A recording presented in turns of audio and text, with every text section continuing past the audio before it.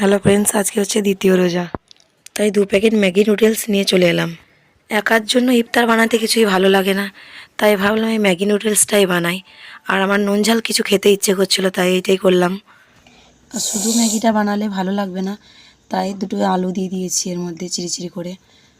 তারপরে এই নুডলসটা আলুটা ভালো করে সেদ্ধ করে নিয়ে জল ঝরিয়ে নিয়েছি। তারপরে হাঁড়ির মধ্যে একটু তেল দিয়ে শুকনো লঙ্কা ছিঁড়ে দিয়েছি দুটো।